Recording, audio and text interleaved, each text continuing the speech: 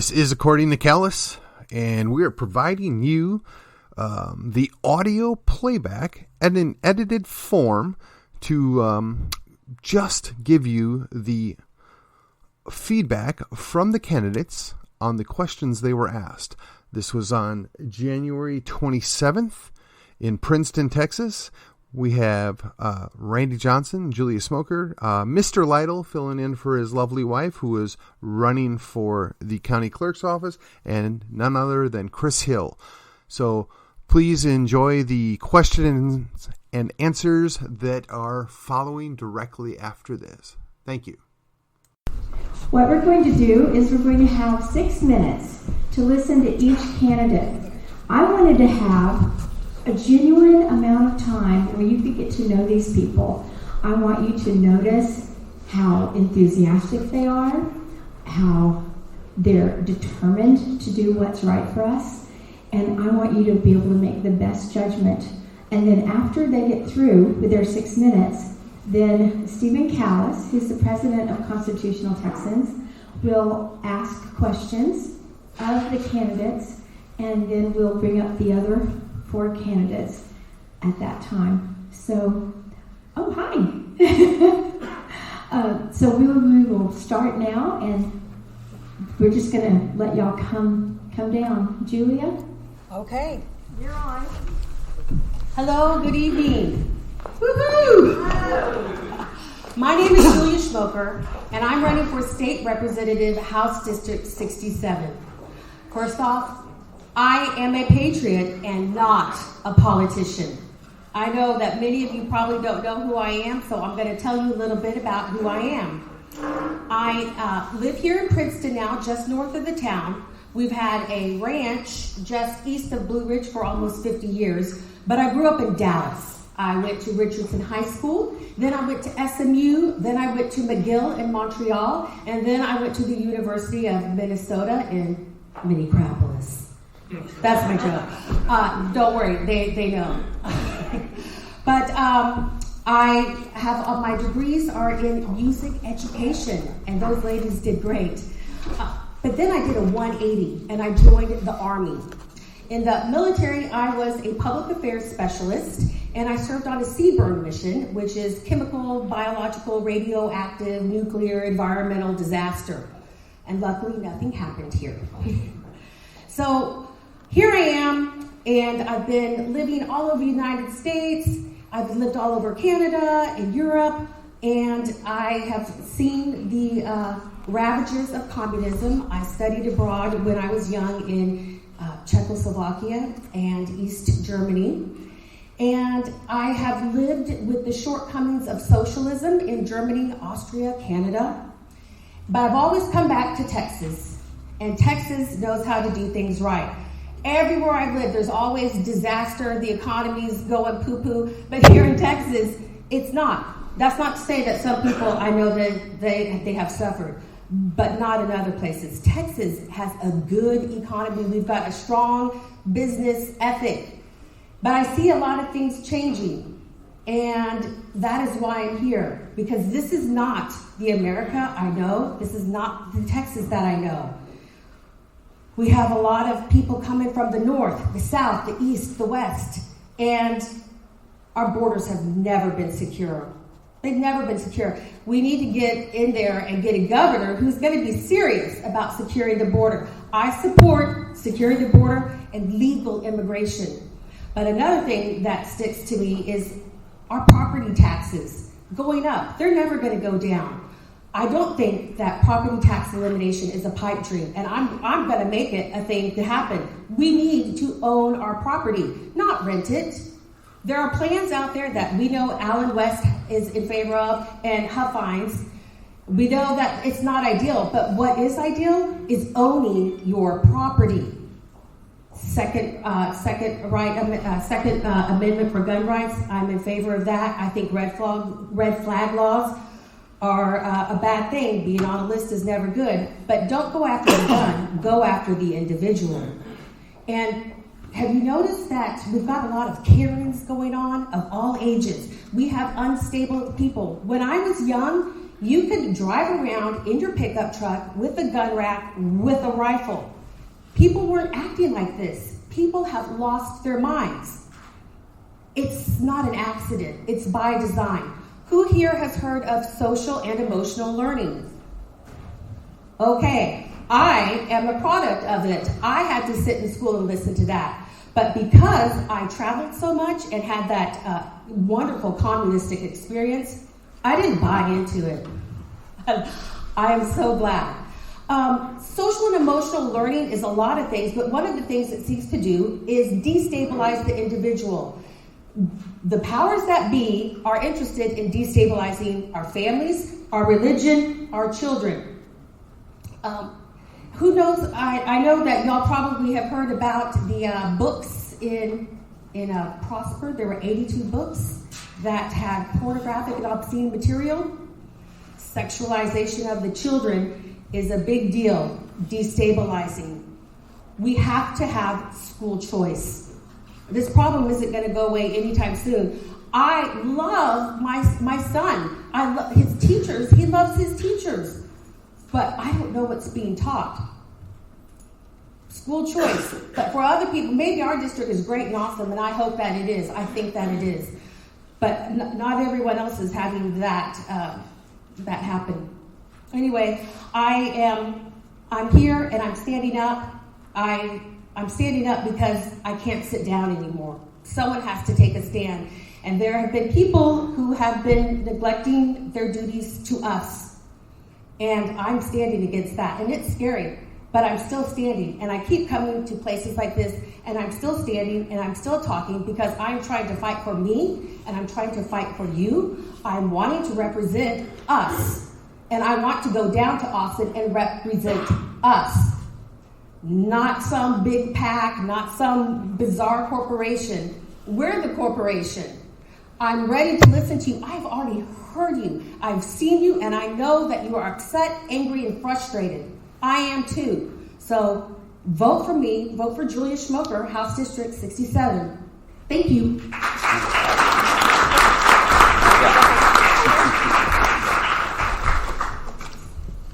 Who's next? Me? All right. I apologize, but my wife and I haven't been feeling all that great this week. So if my voice cracks up a little bit, sorry about that. Want this up a little bit? All right. Let's see if I can. How's that? A little better? Anyhow, so I'm here. My name is Jeff Lytle. I'm speaking on behalf of my wife, Debbie Lytle. She's running for District Clerk of Collin County. And just to give a little background on us, we're like a lot of you all. We've just been sitting on the couch, on the sidelines, watching what's going on with America. We're seeing America seems to be going off the rails. And we're not happy. We're not happy at all. Just seeing the kind of things, and Julia even spoke to a lot of the things that we're seeing in society today that's just not right.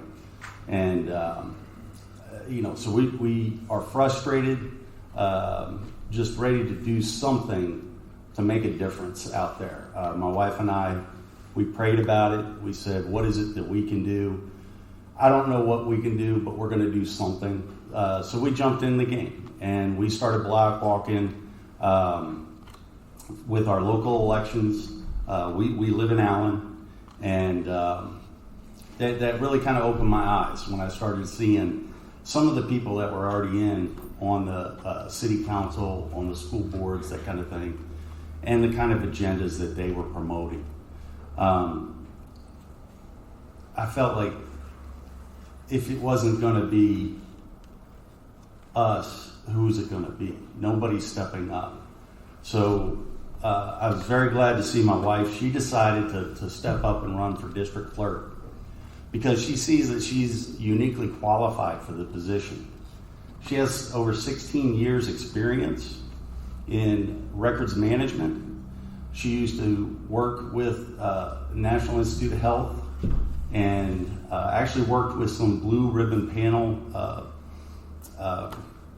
groups that would send their projects and report up to Congress. She currently is the records management officer for Plano ISD over all 90 plus campuses and administrations. And she's very, very well versed in dealing with records management. And that's basically what the district clerk's job is they're the custodian of the record for the district courts. They also deal with the jury pools and a number of other functionality. One of which is the passport offices, which have recently been removed from Collin County. And that's one of the main things that my wife is going to focus on is getting those passport offices back in Collin County. It's over $1 million of revenue that we lost due to improper relationship there. Sorry, I'm not stepping up to the mic. Anyhow, so why we're running, I think, is more of a personal reason. Is we feel like we just want to contribute back to America and do what we can do. And we're here to, just like a lot of you, just frustrated and ready to get America back on track. And if you could come out and give your vote for Debbie for district clerk for Collin County, I appreciate your vote. Thank you very much.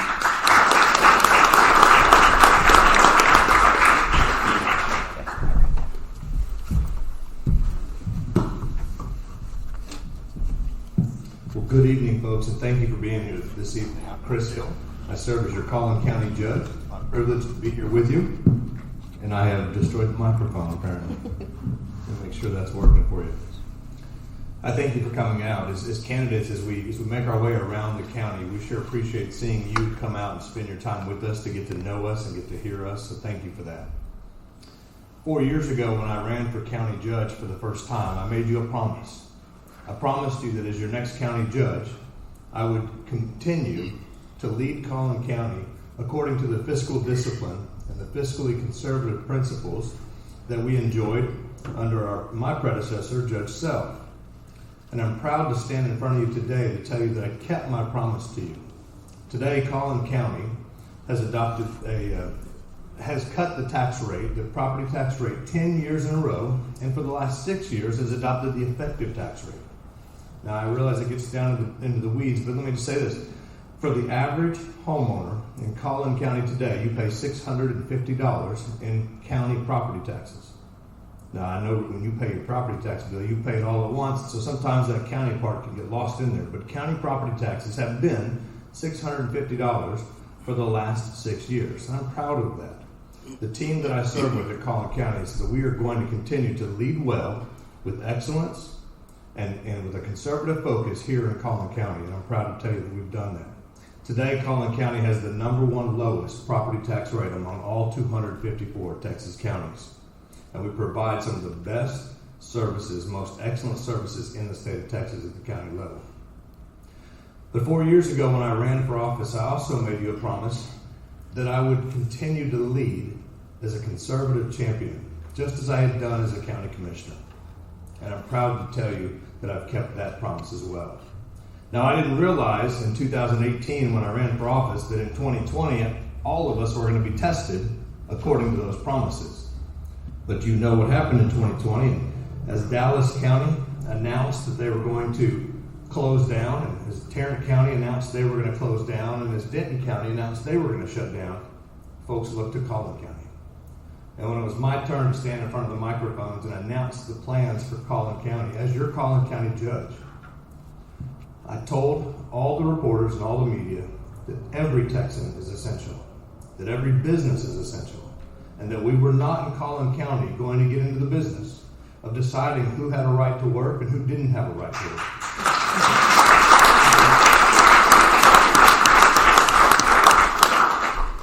And I just felt from my core that that is not what you elected me to do, to decide and make lists of who gets to work and who doesn't. Because quite frankly, if the government can tell you you don't have a right to work, you've already lost your rights to life, liberty, and the pursuit of happiness. So here in Collin County, we took a different approach. And again, I'm proud to tell you that I kept my promise to you, and it would be my privilege and my pleasure to serve a second term as your Collin County Judge. And I renew my promise to you today that if you elect me again, you will continue to see the same bold, courageous, conservative leadership that I've given you during this first term. I'm Chris Hill. Thank you very much, folks.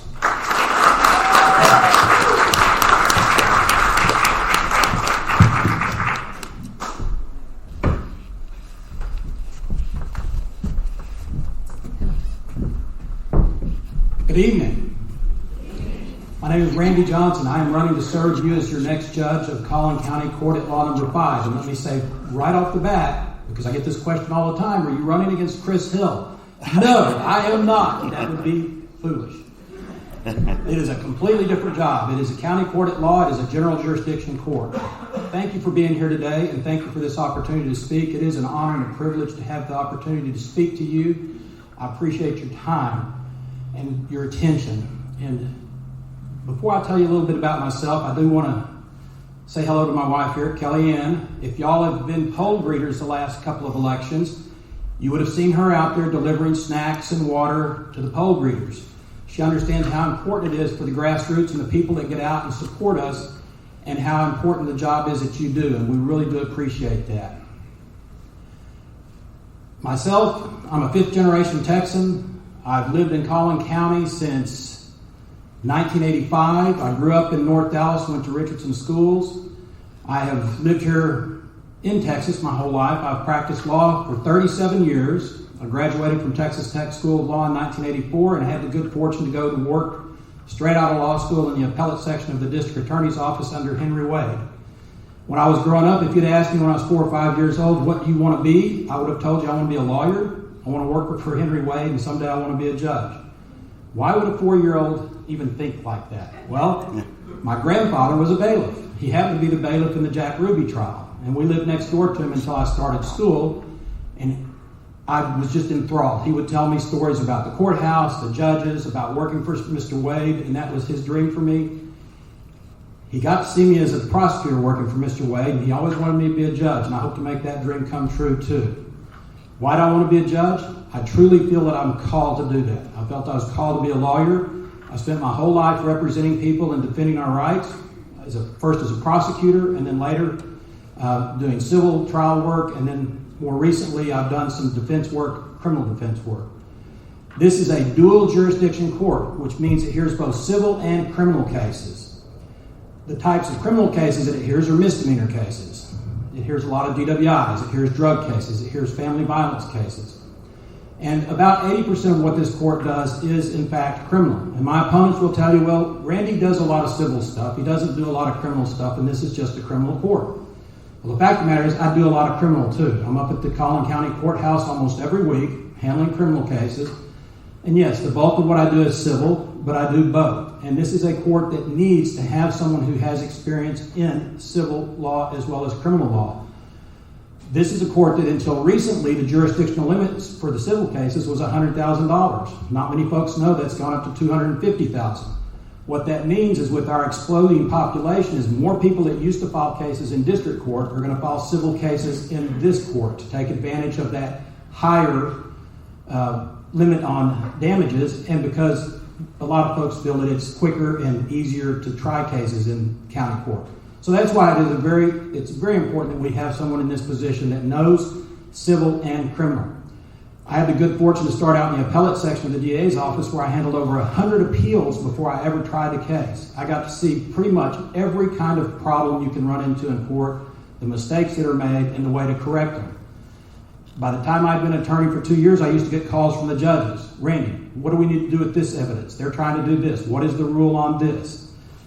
Calls from prosecutors. That I think makes me a better trial attorney. I am board certified in civil trial law, personal injury trial law, and workers' compensation law. There are less than, I think, 100 attorneys out of the, I forget how many attorneys we have in Texas. I think it's 195,000. It's a lot. There's less than 100 that are triple board certified. And that's something I've earned. I'm also AV rated by the Martindale-Hubbell, which is a rating from a peer review rating, and it's the rating you get for the highest level of professionalism, knowledge, and integrity. I very much appreciate y'all's time here. Look forward to visiting each and every one of you. People have asked me, what can you do to help me? Well, I want your prayers, your support. If you'd like to help me tonight, I've got neighbor-to-neighbor cards here that you can fill out and send out. And if you'd like to pick those up, I'd love to give them to you. Again, my name is Randy Johnson. I'm running for judge of Collin County Court at Law number 5. It is, my website is randyforjudge.com. Thank you. Thank you for being here.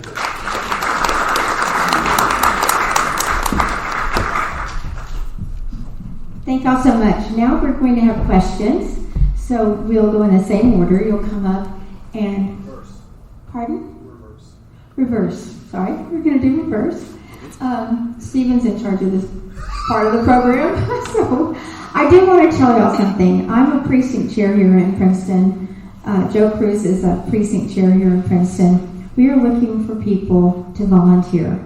We need people to go door knocking. We need people to make phone calls.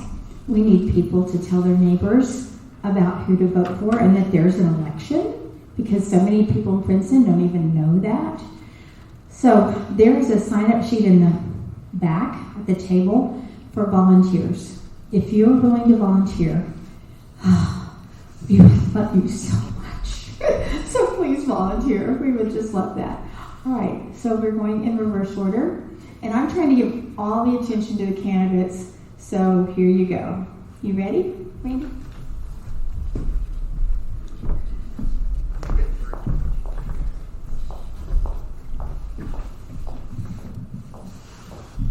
Randy, can you hear me okay? I can hear you okay. All right.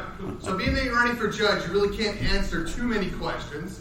So, question number 1. Who would be your judicial hero or the person you would model yourself after?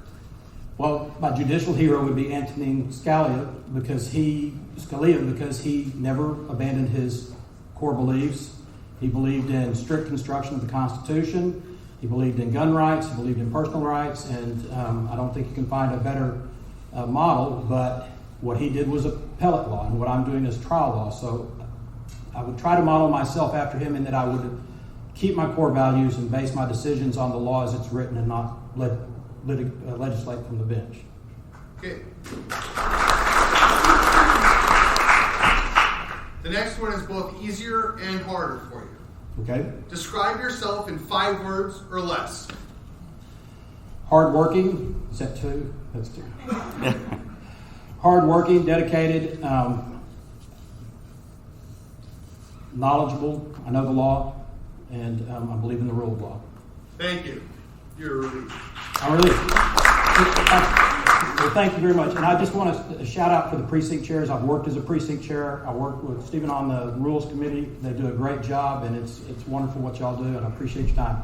That's it? Thank you. You got Thank it you. easy.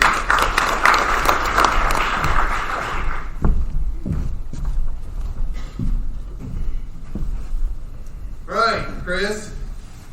Tell me, what are the core functions of county government?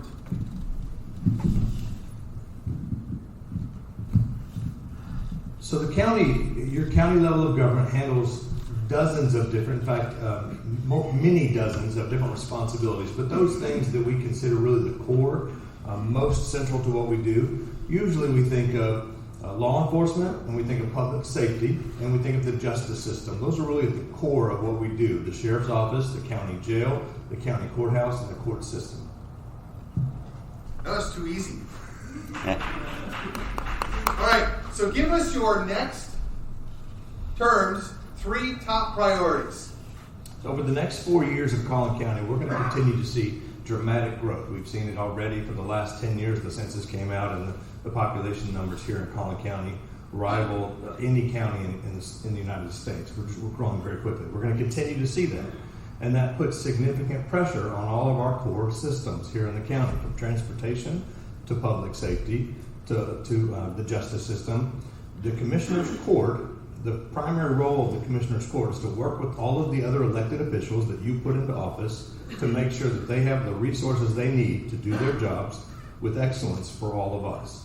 And so quite frankly, I like to think that one of my core functions as the county judge is the planning, is the preparation, is the looking ahead and making sure that we're ready for all that comes for us. I didn't say this in my intro, but I'm not an attorney. I'm a CPA, and I think that serves me well. I came from the corporate world as a corporate accountant, and I rely on that skill in this role. As we grow, as our population continues to expand, it's going to be important for us to balance the growth in personnel, the growth in facilities, the growth in highway miles across the county, doing that in a way that we can sustain our commitment to fiscal conservative principles. We can go out and spend all the money and do everything, but that's not what we want. We want to grow at the right pace to keep those balanced. Thanks, Chris. You're released.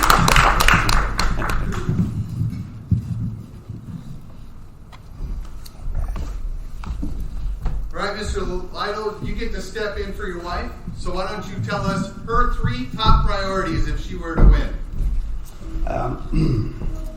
Again, I'm Jeff Lytle. I'm speaking on behalf of my wife, Debbie Lytle. She's running for district clerk of Collin County, and her top 3 priorities are, number 1, we would like to get the... All right, I'm going to do what Chris does here. Sorry. Number 1, we'd like to get the passport offices back to Collin County. Yes. And, all right. The next thing, too, is we want to look at, seeing what kind of efficiencies we can gain in that office as far as, that Chris had spoke to the number of the growth that we've had in Collin County. So we also have to look at, how we're going to manage that department as we grow. So that's another emphasis there. And really the main thing is we want to bring some integrity and accountability back to that office.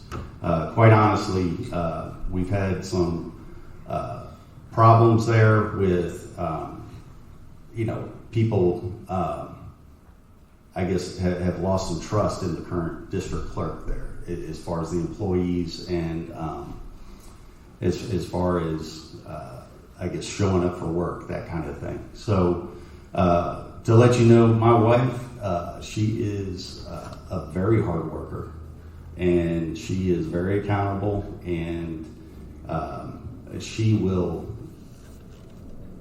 wouldn't expect anything out of her employees that she wouldn't expect out of herself. Let's put it that way. So anyhow, those are the 3 main things. Okay, next question. Okay. Do you plan on staying in Texas for the entirety of her term and actually going to work? Okay. I guess that's a little more poignant there. Yes or no? Yes or no. So yes, we plan on staying in Texas. All three of our kids were born here in Allen, and we had a short stint. I took a job back on the East Coast, and we got back here as quick as we could. Let me tell you, we have no desire of leaving Texas, and we plan on staying here. And as far as showing up for work, that's absolutely, I think that's the main thing right there. So, all right, I appreciate it. And again, You're released. Debbie Lytle for District Clerk. Thank you.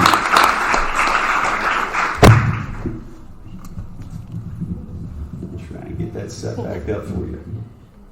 There you go. Come on. Julie, you won't get so lucky. As you may know, I got to moderate a debate a week or so ago with the candidates for 61, so I'm going to give you some of their questions. Okay. All right, so first question, in 5 words or less, describe the role of government. The role of government is primarily to protect our inalienable rights. Done. 5 words or less, describe the 10th Amendment. You're horrible. Tell me the 10th Amendment. I failed. Does anybody want to recite it? Powers delegated to the federal government reside with the states, respectively, or the people. That was so fast. Say it again. One more time for it. Power is not delegated to the federal government. Reserved to. Or reserved to the states, respectively, or the people. I'll be in that seat in a few minutes. Federal. Couldn't you been in it now? No. So we're going to give you a pass on that one. Okay, give me a. Okay. Yeah, hit me again. Number 3, 5 words or less describe SCOTUS, which stands for Supreme Court of the United States. Well, we're fixing to get a new one, and it's evidently not going to be based on quality, but maybe on color. 5 words or less. 5 words or less. Respond to the phrase, build the wall. Yes, build the wall now. Question number 5. I'm going to give you more than 5 words, but the Supremacy Clause, how is it applied? And I'll make it even simpler. All federal laws are supreme to all state laws. Some federal laws are supreme to some state laws, or very few federal laws are supreme to state laws. So what you're asking me is, In your opinion, the Supremacy Clause, which one of those 3 best describes the function of the Supremacy Clause? the last one. Okay. Now we go to yes, no. Question number 1. Do you believe Governor Abbott exceeded his constitutional authority? Yes, I do. Vaccine. One more. Oh. Number 2. Will you support full constitutional carry? Yes. Number 3. Will you support replacing the Speaker of the House? Yes. Number 4. Will you support allowing a referendum on a vote for Texas? In case you're not aware, a referendum is non-binding and would take place in the Republican primary, and it gives the state legislature a way to hear what the people of the state think that vote in the Republican primary. I would be curious to look, what would a Texas look like? But I would want to know, what would that actually look like? And what's going to happen? Oh, yes or no question. Okay. I would. Yes. Okay. Number 5. Would you vote for a Speaker of the House that would place Democrats in committee chairmanships? No. Number 6. Would you fight to take back control of the Alamo? Yes. Very good. Thank you very much. You are released. Thank you.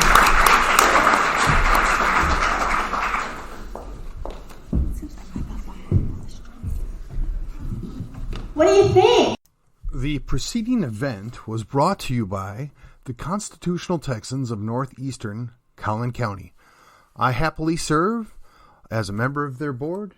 In addition to doing my podcast, we want nothing more than to get educated, informed voters. Not only that, for people to get involved and make that change to protect our country and preserve Texas.